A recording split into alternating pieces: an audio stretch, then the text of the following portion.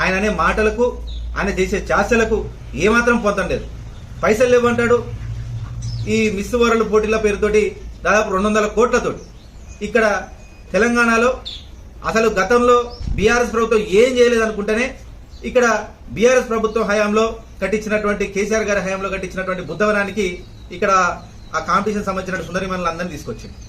ఇక్కడ కేసీఆర్ గారు కట్టినటువంటి అందాలన్నిటి కూడా చూపిస్తుంటే అక్కడ ఉన్న వాళ్ళు కూడా ఎవరు కట్టిరంటే ఇది కేసీఆర్ కట్టిరని చెప్పినారు. ఇక్కడి నుంచే యాదాద్రి తీసుకుపోయినారు. యాదాద్రి మొత్తం బాగుంది, ఇది ఎవరు చేసిరంటే ఇది కేసీఆర్ అనే వ్యక్తి ఇక్కడ మొదటి ముఖ్యమంత్రి ఆయన చేసినని మళ్ళీ వాళ్ళకి చెప్పినారు.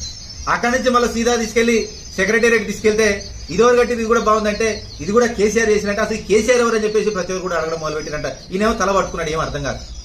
అంటే ఒకవైపు ఈ ప్రభుత్వం వచ్చిన తర్వాత అసలు కేసీఆర్ గారు ఏం చేయలేదు అనుకుంటేనే వాళ్ళు ఈ రాష్ట్రంలో ఏదన్నా ముద్దుగా చూపించాలనుకుంటే ఒకవైపు బుద్ధవనం కానీ యాదాద్రి కానీ మన సెక్రటేరియట్ వాళ్ళ దిక్కైంది. కొంచెం అదే రేవంత్ రెడ్డి గారికి కొద్దిగా సిగ్గు లజ్జ అని ఉంటే ఈ తెలంగాణ సాధించడం కోసం కేసీఆర్ గారు భారతదేశ వ్యాప్తంగా ఎక్కడ లేని విధంగా ఒక మంచి అమరవీర స్తూపం కూడా కట్టినారు. దాన్ని కూడా తీసుకుపోవాల్సి ఉండే. అతిపెద్ద అంబేద్కర్ విగ్రహం కట్టినారు, దాని దగ్గర కూడా తీసుకుపోవాల్సి ఉండే. అది కూడా జరిగి ఉంటే నిజంగా తెలంగాణ ప్రజలు చాలా హర్షించే